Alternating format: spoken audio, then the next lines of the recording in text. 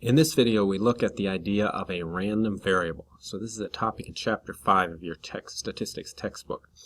So the idea of a random variable. So here's a definition. A random variable is a quantitative variable, so a number, that its value is determined by some experiment through observation or by chance.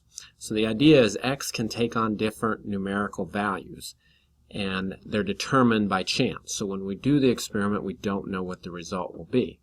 So there's two types of random variables: discrete random variables, which is primarily in Chapter 5, and continuous random variables, which is primarily Chapter 6. So discrete random variables, generally you're counting something. The values of the random variable are finite, or there's specific values that the random variable can take on. Continuous, there's an infinite number of possibilities. Generally we're measuring something, and so the variable can take on a value across an interval.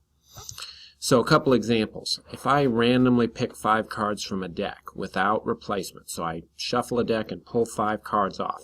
If I let C equal the number of clubs, I'm counting something. So C could be 0, 1, 2, 3, 4, or 5. I could draw and get all of them clubs, all 5 of them. 4 of the 5 could be clubs, 3 of the 5 could be clubs, etc. So this would be a discrete random variable. The number of clubs, it's a number, but it's determined by chance. If I did this over and over again, I might not get the same number of clubs every time. Second example, suppose I randomly select a U.S. household and ask how many pets are in that particular household. So again, I'm counting something. So this is a discrete random variable.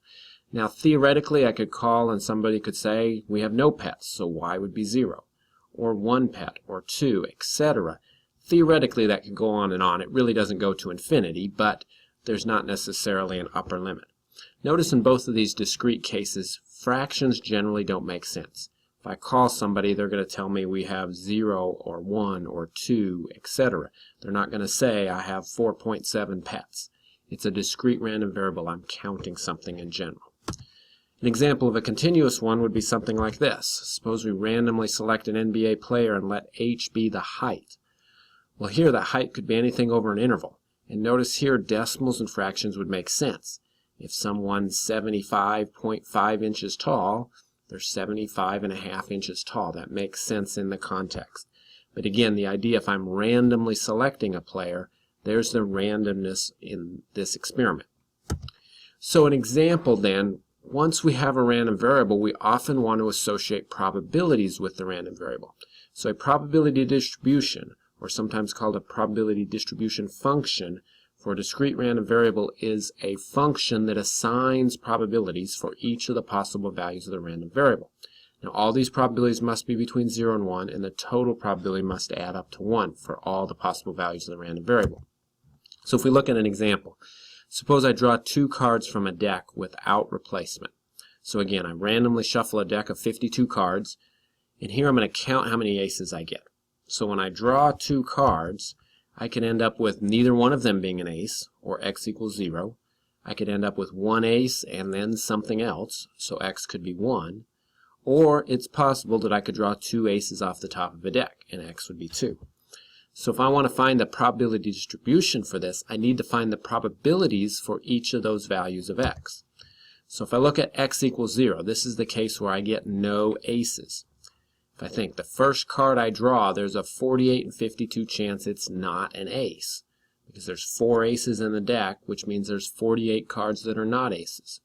Now, assuming that first card is not an ace, then the second card, now there's 47 cards left that are not aces out of 51.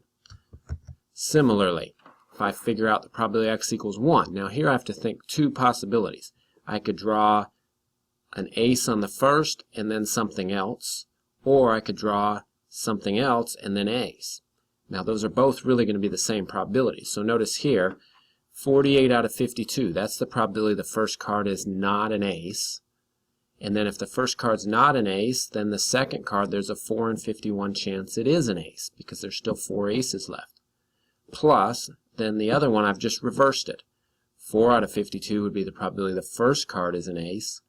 48 out of 51 would be the probability the second one is not an ace. So if I add those together, about a 14-15% chance that I get 1 ace and something else.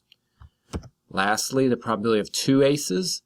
Well, think of a sequence of events. The probability the first one is an ace is 4 out of 52. Assuming the first one is an ace, the probability the next one is ace is now 3 in 51, because I've already pulled out one of the aces. So if you notice here, if you add up 8507, 1448, and 0045, you get 1, or approximately 1. So this is the probability distribution. I found a probability for each of the possible values of the random variable. Another type of probability distribution that you'll see usually is where we get these probabilities from a survey. So in this case, we surveyed 150 households and asked how many cell phone lines are in this household. And so notice X is the number of cell phone lines. So it could be 0, could have a household with no cell phones, 1 cell phone, 2 cell phones, 3, etc. And then we grouped the last one 5 or more lines. And so notice here there were 9 households in our survey that had no cell phones. There was 42 households that had 1 cell phone line. There were 79 households that had 2 lines.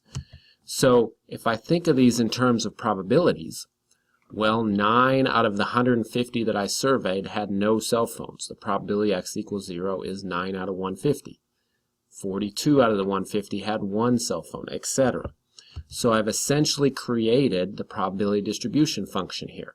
6% of households have no cell phones, 28% have 1 cell phone, 52.7% have 2 cell phones, etc. And again, if you add up those probabilities, it adds up to 1. So a random variable is a numeric value that can take on different values, and the probability distribution assigns a probability for each of those possible values of the random variable.